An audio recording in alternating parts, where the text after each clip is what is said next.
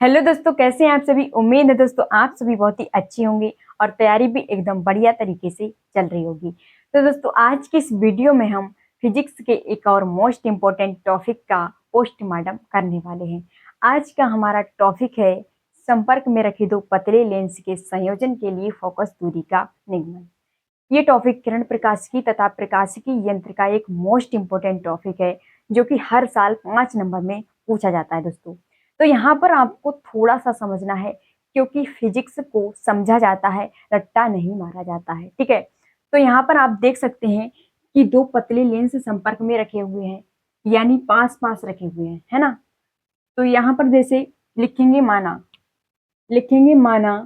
दो पतले लेंस, है ना। लिखेंगे माना दो पतले लेंस L1 बा L2 L1 बा L2 संपर्क में रखे हुए हैं, यानी एक दूसरे के पास पास में रखे हुए हैं। तो यहाँ पर लिखेंगे कि माना दो पतले लेंस L1 बा L2 संपर्क में रखे हुए हैं जिनकी फोकस दूरी क्रमशः F1 बा F2 है। ठीक है, तो यहाँ तक हो गया। तो यहाँ तक दोस्तों आपको लिखना होगा। लिखेंगे कि माना दो पतले लेंस L1 बा L2 संपर्क में रखे हुए हैं जिनकी फोकस दूरी क्रमशः F1 बा F2 है। ठीक है, यहाँ तक लिखेंगे।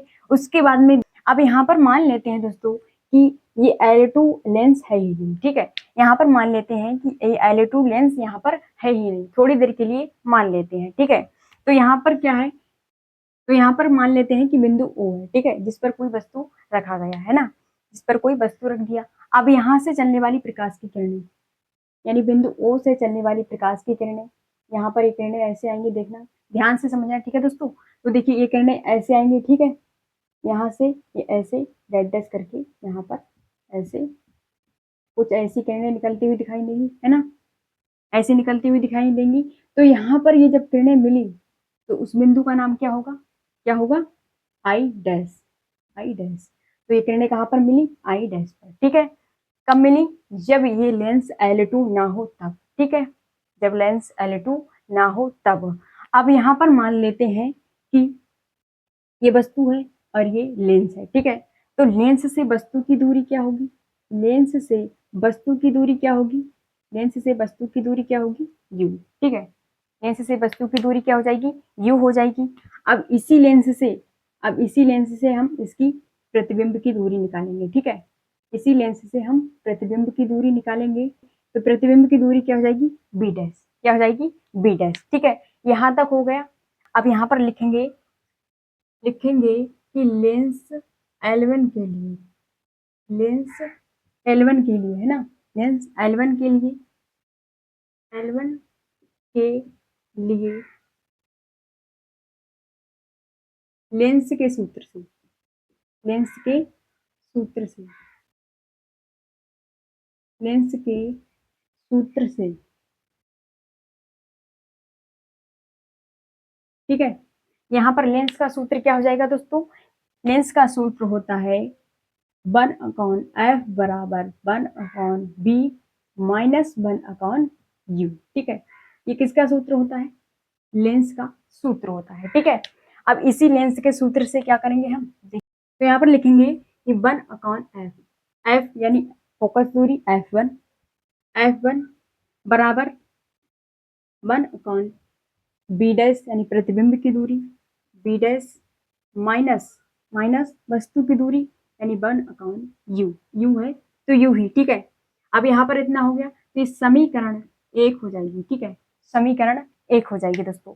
अब देखिए लिखेंगे लेंस L2 के लिए। ठीक है, लेंस L2 के लिए, यहाँ पर देखिए लेंस L2 के लिए,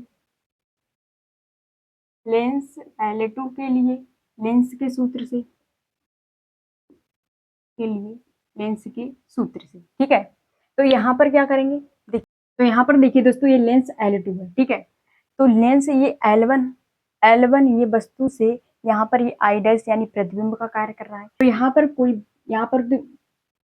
पर भी लेंस L2 का कोई प्रतिबिंब बनेगा। ठीक है, तो वो क्या बनेगा, आई। ठीक है, आई बनेगा, यानी लेंस L2 का प्रतिबिंब आई बनेगा। ठीक है, यहाँ पर आई बनेगा और ये वस्तु का कार्य करेगा, ठीक है, आई डैश वस्तु का कार्य करेगा। अब यहाँ पर देखिए कि लेंस से प्रतिबिंब की दूरी क्या होगी, बी होगी, ठीक है, इस लेंस से प्रतिबिंब की दूरी क्या होगी, बी होगी, और इस लेंस से वस्तु की दूरी क्या होगी, बी डैश होगी, ठीक है, क्या होगी, बी डैश, ठीक है, आई डैश तो ये बी डैश, ठीक है।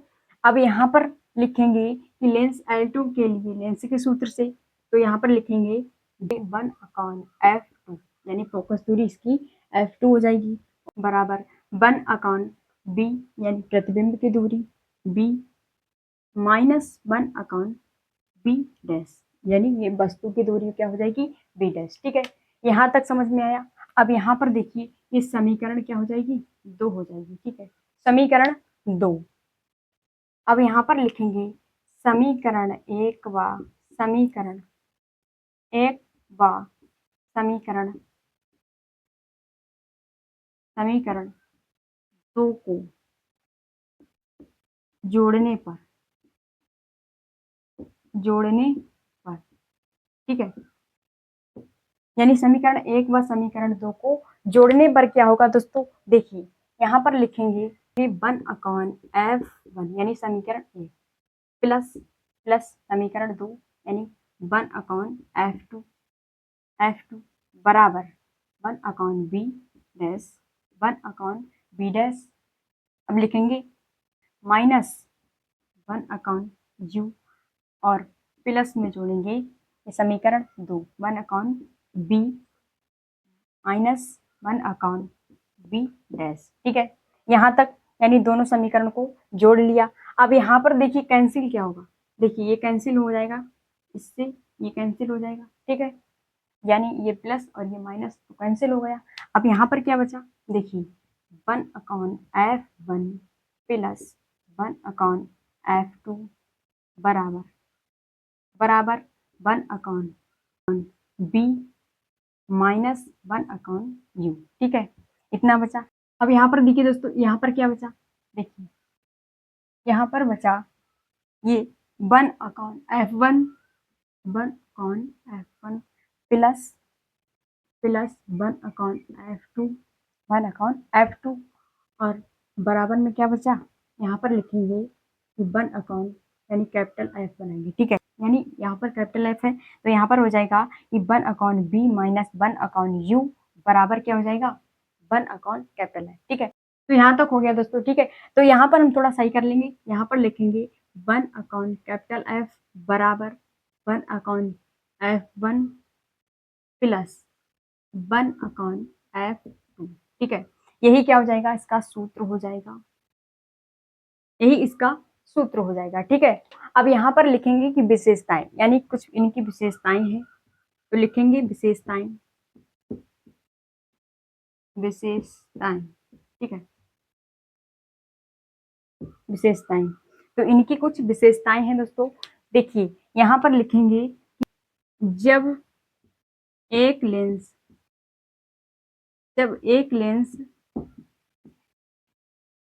लेंस उत्तल तथा दूसरा लेंस अवतल हो, ठीक है, तो इसका सूत्र क्या हो जाएगा, देखिए यहाँ पर लिखेंगे 1/कैपिटल F बराबर 1/कैपिटल F1 और प्लस 1/कैपिटल F2, ठीक है, क्या हो जाएगा कि 1/कैपिटल F बराबर 1/कैपिटल F1 प्लस 1/कैपिटल F2 हो जाएगा, ठीक है, तो यही इसका सूत्र हो जाएगा दोस्तों। यानी जब एक लेंस उत्तल तथा दूसरा लेंस अवतल हो तब क्या सूत्र हो जाएगा, 1/f बराबर 1/f1 प्लस 1/f2 कैपिटल, ठीक है, क्या हो जाएगा 1/कैपिटल F बराबर 1/कैपिटल F1 और प्लस 1/कैपिटल F2, यही इसका सूत्र हो जाएगा दोस्तों। तो आपको इसी तरीके से करना है। तो वीडियो अच्छा लगा हो तो वीडियो को लाइक और चैनल को सब्सक्राइब कर लीजिए, जिससे कि आपको इसी प्रकार के नए नए वीडियोस मिलते रहें। तो दोस्तों मिलते हैं नेक्स्ट वीडियो में, आज के लिए इतना ही। जय हिंद।